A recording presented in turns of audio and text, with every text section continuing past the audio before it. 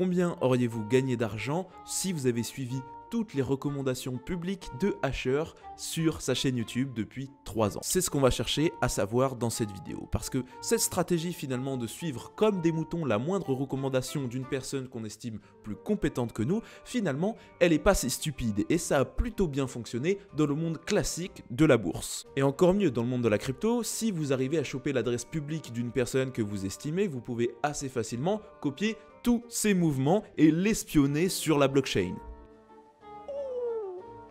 Alors ça, c'est très tordu, mais bougrement intelligent. Ah ouais, c'est vrai. Donc par exemple, si je veux, je peux copier le portefeuille de Vitalik Buterin, le fondateur d'Ethereum. Oui, tu peux. Bon, là en l'occurrence, ça reviendrait à avoir une stratégie, juste avoir des Ethereum et attendre. Ce qui n'est pas forcément une mauvaise stratégie en soi, oui. Dans cette vidéo, en première partie, on va prendre toutes les recommandations qu'Asher a fait sur cette chaîne YouTube ces 3 dernières années et on va voir quelles auraient été les performances si vous aviez suivi chacune de ces recommandations avec 500 $. En deuxième partie, on va voir que oui, c'est pertinent de copier des gens qui sont compétents, mais c'est pas forcément pertinent de le faire de manière stupide. Et on va voir comment vous pouvez le faire dans le monde de la crypto et dans le monde de la bourse. Donc sur ce, je vous invite à liker, vous abonner, le tout pour l'algorithme parce que c'est cadeau. Trêve de mondanité, c'est parti. Pour réaliser ce petit calcul, c'était assez simple, je suis allé dans le confin des abysses de la chaîne YouTube de Asher et j'ai pris chaque vidéo qui s'apparentait à une recommandation de crypto, à placement de produits ou tout simplement une présentation de crypto et à la date de chaque vidéo, j'ai acheté la crypto en question avec 500 $. Si la crypto n'était pas sortie au moment de la vidéo, alors concrètement j'ai acheté la crypto-monnaie le jour de sa sortie. Donc voilà. Vous avez les règles, maintenant voyons un peu ce que ça donne dans les chiffres. À partir de là, ça m'a permis de construire un petit tableau que vous voyez à l'écran. Donc ici, on voit globalement tous les projets dans lesquels Asher a investi ou en tout cas a présenté sur sa chaîne YouTube. Donc on voit qu'il y a un certain nombre de projets et bien évidemment, la majorité sont un gros gain, notamment parce que les crypto-monnaies ont eu un gros boom. Et la majorité de toutes ces présentations de crypto ont été avant 2021, donc avant le plus gros boom des crypto-monnaies. Enfin, le gros boom des crypto-monnaies. Donc à partir de là, on voit que quand même, on a un total investi d'environ 6 000 $, puisque je vous l'ai dit, on met 500 $ par projet et on a 12 recommandations.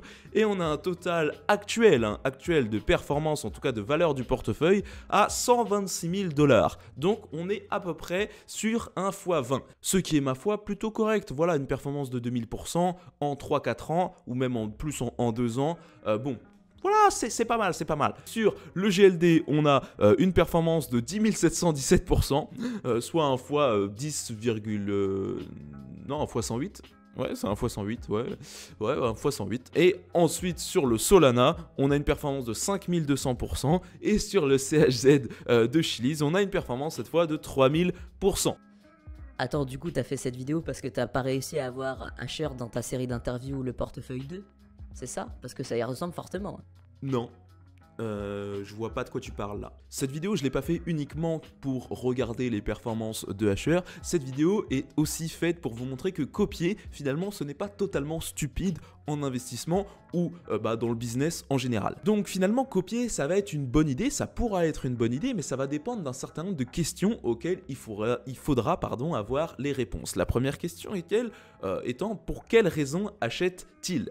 Pour quelle raison la personne que vous copiez achète-t-il? Est-ce qu'il achète parce que lui aussi il a copié une autre personne, ou est-ce qu'il achète parce qu'il a réalisé une analyse fondamentale et donc cette crypto lui paraît pertinente? Ça va être bien différent si vous copiez votre pote Momo ou si vous copiez un gérant de fonds d'investissement ou encore un influenceur. L'objectif sera dans les 3 cas, donc un pote, un gérant de fonds d'investissement, un influenceur ou que sais-je, d'avoir à peu près les réponses à toutes les questions dont on va parler aujourd'hui. Et la première étant, pour quelle raison achète-t-il? Ça reste assez basique. La deuxième étant, quel est son niveau de compétence et de succès dans le domaine? Forcément, pour votre pote Momo, ça va être un peu compliqué de vérifier son niveau de compétence, ses performances sur le passé, etc. Pour un gérant de fonds d'investissement, ça, c'est le plus facile, tout simplement parce que vous avez des compétences, enfin des performances qui sont publiques sur parfois plusieurs années, même plusieurs décennies quand on pense à des gérants de fonds d'investissement comme Warren Buffett en bourse. Et sur des influenceurs comme Asher par exemple, vous avez donc avec ce petit analyse que j'ai fait juste avant, une idée de quelle a été la pertinence de ces recommandations par le passé. Et forcément pour Asher, avec l'explosion du monde de la crypto-monnaie, tout a été très performant. Donc vous avez quand même un track record pour ce type d'influenceur. En plus de ça, quel va être son horizon de temps. Parce que forcément, si vous écoutez votre pote Momo qui lui est un trader, day trader et qui l'achète le matin pour revendre le soir, et que vous êtes plus un investisseur long terme, ça va être différent. Parce que votre pote Momo, quand vous allez dire, mais Momo, on est sur un moins 50% sur la crypto-monnaie que tu m'as recommandé, lui il dit, mais j'ai vendu moi j'ai vendu depuis longtemps. Et du coup, là vous vous retrouvez comme un con parce que finalement vous avez copié son achat mais pas copié sa vente. Et donc à partir de là, c'est très important d'avoir l'horizon de temps de la personne que vous copiez. Et en plus de ça, a-t-il la même tolérance au risque que vous? Parce que Momo, ça se trouve que lui, il peut les encaisser, les moins 50%. Imaginons que Momo, lui, encaisse ses moins 50%, voilà, super facilement. Alors que vous, voilà, ça vous met dans le mal. Vous n'êtes pas bien quand vous voyez sur votre petite appli Delta ou Blockfolio le moins 50%, donc sur votre ligne d'achat. Et donc, voilà, vous n'allez pas forcément tenir le risque, tenir la volatilité aussi bien que Momo. Et en plus de ça, la dernière question auquel il faudra répondre, c'est quel est son niveau d'éthique à la personne qui vous recommande donc telle ou telle crypto-monnaie. Tout simplement parce que chacun a des intérêts et s'il vous recommande une crypto-monnaie dans laquelle il investit lui personnellement, ça peut être intéressant pour lui que vous achetiez sa crypto-monnaie pour pouvoir faire augmenter donc son bag et son portefeuille. Donc finalement, il faut être sûr du niveau d'éthique de la personne que vous suivez aussi, qu'il ne vous recommande pas uniquement sa crypto-monnaie pour faire lui augmenter son portefeuille. Bon, en général, quand c'est votre pote Momo, logiquement, si c'est votre pote, il n'y aura pas de problème là-dessus. Mais par contre, sur les réseaux sociaux, avec certains influenceurs, Shiba Burn, là, vous pouvez avoir quand même des doutes sur tel ou tel influenceur qui vous recommande telle ou telle crypto. Et bon, de base, il faut aussi regarder toutes les autres questions. Et en général, si l'analyse fondamentale est bien faite, que vous savez que c'est une personne qui a des compétences, du succès, qu'elle est, vous connaissez tout le reste, donc des réponses aux questions qu'on vient de présenter, vous avez globalement une idée de son niveau d'éthique. Dans le sens où si une personne ne vous présente aucune des raisons pour lesquelles elle achète, juste vous dit achète, bon, en général, ça sent pas très bon sur son niveau d'éthique et on peut le dire, hein, vous êtes sa liquidité de sortie, quoi. Personnellement, je m'en branle du moment que je fais plein de thunes. Oui, je suis un enculé.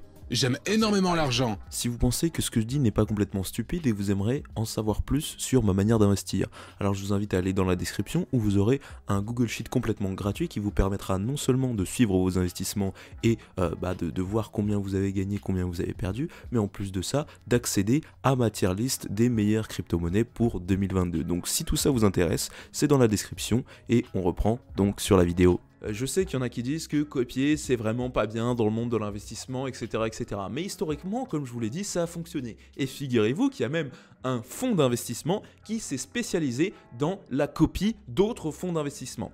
Et en fait, ce mec-là s'appelle Mohnish Pabrai et en fait, il avoue que toute sa vie est copiée, qu'il a lu donc tous les livres des gens, des personnes qui l'inspiraient dans l'investissement et qu'il a rigoureusement copié leurs techniques.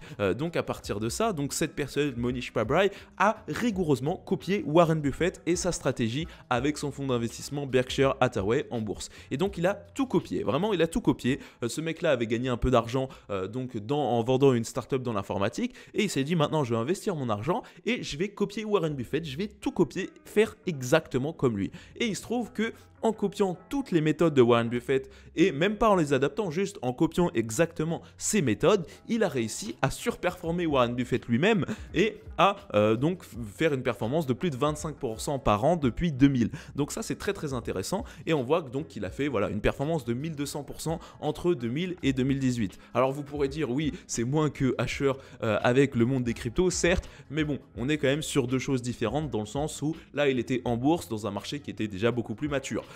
Donc c'est déjà une très grosse performance et on voit quand même que ce mec, donc Mohnish Pabrai, est vraiment le copieur ultime parce que il lit tous les livres de Warren Buffett, il regarde toutes les vidéos de Warren Buffett, il lit vraiment tous les écrits plusieurs fois pour vraiment s'imprégner de ces méthodes et pouvoir les copier à la perfection. L'important, c'était plus de copier les méthodes et non forcément les positions de Warren Buffett. Tout simplement parce que si on revient aux questions d'avant, Warren Buffett, lui par exemple, il est rentré sur Coca-Cola dans les années 80. Monish Pabrai, il a commencé au début des années 2000. Et donc l'horizon de temps déjà est différente. Et le prix auquel Warren Buffett a touché les actions est différente. Donc forcément, vous ne vous trouverez jamais dans exactement la même position que la personne que vous voulez copier, mais par contre vous pouvez quand même copier à chaque fois ces méthodes pour pouvoir potentiellement vous inspirer des meilleurs pour pouvoir donc investir de manière performante.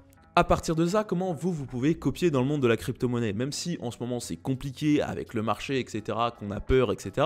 Mais si vous voyez long terme, vous pouvez quand même copier un certain nombre de personnes. Vous pouvez copier les influenceurs que vous aimez. Et si vous avez donc les réponses à chacune des questions que vous trouvez juste au-dessus sur cet influenceur, alors c'est très bien, vous pouvez le copier sans aucun problème. Mais vous pouvez copier aussi des fonds d'investissement, notamment sur le site Messari, où vous allez pouvoir trouver donc le portefeuille de chacun des fonds d'investissement crypto, des plus gros fonds d'investissement crypto. Ici, on est sur le site Messari, donc on peut voir exactement quel est le portefeuille de chacun des fonds d'investissement crypto. Et donc à partir de là, un fonds d'investissement que je connais et que je sais qui a fait une très très grosse performance en 2021, notamment grâce à son achat de Solana, donc c'est Multicoin Capital. Et donc ici, on est sur donc le fonds d'investissement Multicoin Capital et on voit exactement quelles sont les crypto-monnaies que ce fonds d'investissement à acheter. Donc on voit ici Solana, Terra, Avalanche, Polkadot, Cosmos, NIR Protocol, etc., etc. Maintenant, il faut aussi vous poser la question de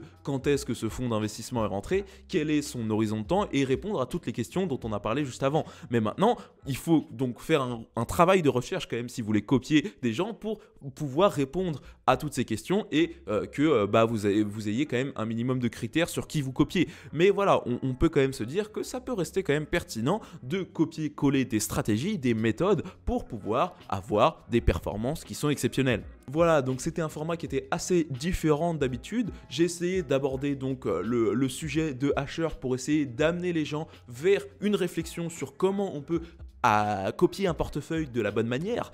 Et donc si ça vous intéresse, si vous avez aimé, alors je vous invite à liker, à commenter, voilà, le tout pour l'algorithme, pour mettre mon travail dans l'algorithme et le faire exploser. Donc si ça vous intéresse aussi, il y a la vidéo de la tier list qui est dans la description. Bref, merci à vous d'avoir regardé la vidéo. Sur ce, on se dit à la semaine prochaine. Ciao!